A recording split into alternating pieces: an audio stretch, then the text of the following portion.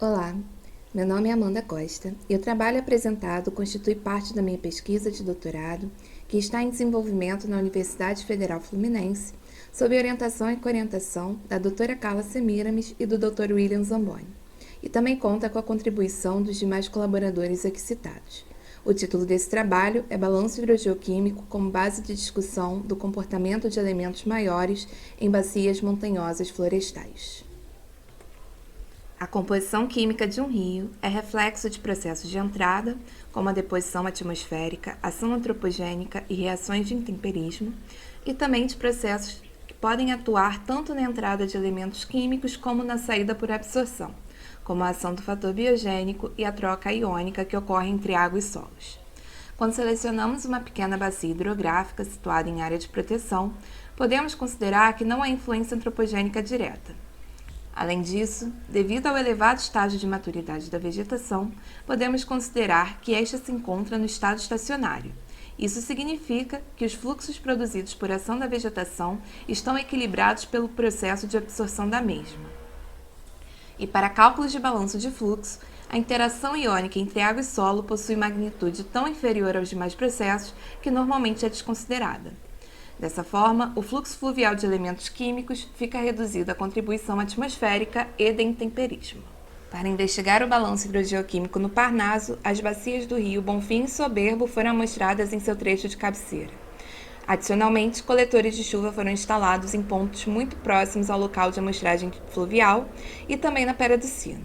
A composição litológica nas duas bacias é muito similar, ocorrendo granitos e gnáisses da suíte Serra dos Órgãos e Nova Friburgo em ambas, e adicionalmente o complexo Rio Negro na bacia do Soberbo, uma litologia marcada pela presença de maior quantidade de minerais ferro-magnesianos do que as demais litologias. Outra característica que marca a diferença entre as bacias é a precipitação anual, estando o Rio Soberbo situado na vertente oceânica, submetido a regime de precipitação mais intenso que o Rio Bonfim, que se encontra situado na vertente continental.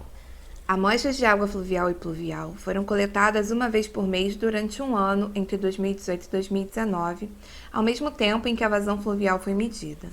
Amostras foram filtradas em laboratórios e analisadas para silício e cátions e ânions descritos no slide. Com as informações obtidas em campo em laboratório, o cálculo de fluxo foi aplicado de acordo com a equação demonstrada e a deposição atmosférica foi calculada pelo somatório do produto entre concentração dos elementos e altura de chuva equivalente para cada mês durante um ano. Os valores de deposição atmosférica e fluxo fluvial foram então plotados no diagrama que aparece na imagem. Espécies químicas plotadas acima da linha marrom indicam o processo de produção interna na bacia. Abaixo significa absorção e exatamente em cima da linha significa comportamento conservativo, significando que esta não passa por processo de absorção ou produção na bacia. Começamos analisando o balanço de fluxo no Rio Bonfim e percebendo o elevado fluxo de silício, associado à grande contribuição do intemperismo de minerais silicáticos, dentre os quais destaca-se o plagioclásio, o que é reforçado com um grande fluxo de sódio. O comportamento do potássio sugere produção na bacia, associado ao intemperismo do mineral ortoclásio. A alta resistência desse mineral ao intemperismo explica seu baixo fluxo. O fluxo de cálcio e magnésio é influenciado pelo intemperismo de minerais ferro-magnesianos. E porque esses minerais aparecem em baixas quantidades nas rochas da bacia, eles possuem uma baixa contribuição no fluxo fluvial. Fosfato e cloreto apresentam um comportamento conservativo, significando que internamente a bacia eles não passam por processo de produção e nem de absorção. E o sulfato aparece abaixo da linha de comportamento conservativo, significando que ele passa por um processo de absorção.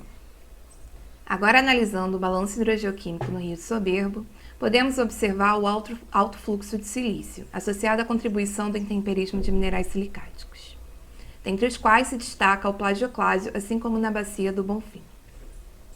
O fluxo de cálcio e magnésio aparece mais elevado na bacia do Soberbo devido à ocorrência da unidade litológica do complexo Rio Negro, unidade essa que é enriquecida em minerais ferro-magnesianos.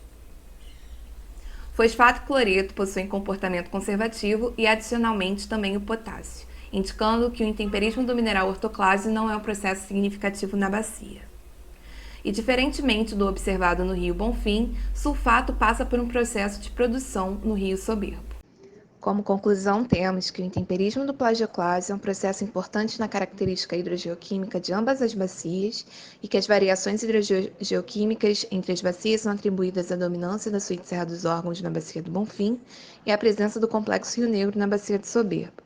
Além disso, o sulfato comporta-se de forma diferente entre as duas bacias, o que ainda está sob análise.